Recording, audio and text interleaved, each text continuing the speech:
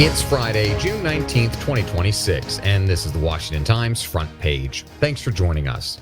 I'm George Gerbo.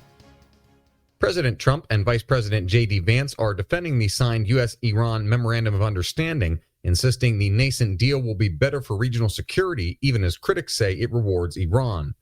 Von Caucane and Lindsay McPherson report Vance said at a White House press briefing the agreement allows for the toll-free reopening of the Strait of Hormuz and the end of the U.S. naval blockade of Iran's ports. The U.S. and Iran signed the agreement electronically on Wednesday. It calls for a 60-day ceasefire, during which the two nations will begin negotiations over Iran's nuclear programs and sanctions relief, among other issues. Vance had been scheduled to leave for Switzerland on Thursday to lead a new round of talks to add details to the agreement on Iran's nuclear program, but the White House postponed his trip, saying it was unable to finalize plans for negotiations. Members of Congress from both parties say the deal is lopsided and falls short of the administration's objectives for the nearly 4-month-long war.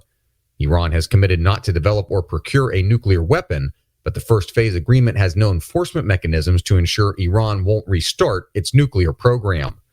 Several lawmakers fumed over a provision in the memo as well, stating that the U.S. and its regional partners will provide at least $300 billion for Iran's post-war reconstruction and economic development.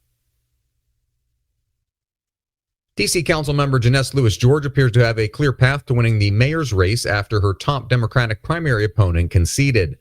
Matt Delaney reports former Councilmember Kenya McDuffie conceded after determining he couldn't overcome the double-digit lead Lewis George has, with 3/4 of a vote counted. Lewis George, a self-described Democratic socialist, is all but guaranteed to succeed three-term Mayor Muriel Bowser after the general election in November. Her expected victory continues a trend in both major parties, in which anti-establishment candidates are sweeping into office. The Department of Homeland Security says an illegal immigrant from Mexico orchestrated the foiled terrorist attack targeting the UFC fight at the White House. Matt Delaney reports officials said 31-year-old Abraham Alvarez came to the United States as a child in 2001 on a visa designed for tourism and other short-term purposes, but he remained in the country after it expired. The Obama administration's policy of deferred action for childhood arrivals spared him from deportation in 2014. Prosecutors accuse Alvarez of devising an attack intended to kill President Trump and other high-value targets by launching explosive-laden drones and having snipers open fire on attendees. Tourism during America's bicentennial in 1976 famously underperformed expectations for Washington, D.C., but area tourism experts say this summer's 250th birthday party will do better. Sean Salai reports the Trust for the National Mall expects nearly 50 million people from around the world to visit in 2026, up from about 36 million in a typical year.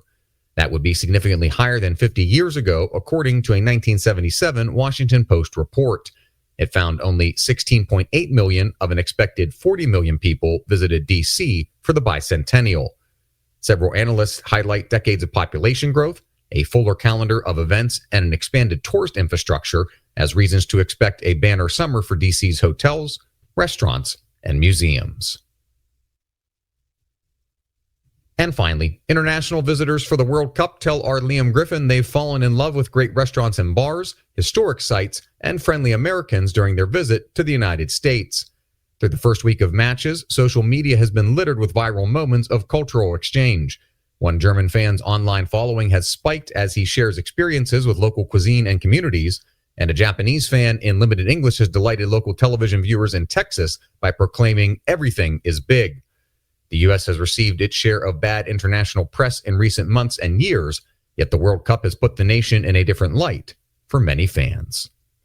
Find all of today's front page stories at WashingtonTimes.com/front page or on the Washington Times app, and find us wherever you get your podcasts. You can also find us on social media at Wash Times for breaking news, sports, commentary, and more. For the Washington Times, I'm George Gerbo.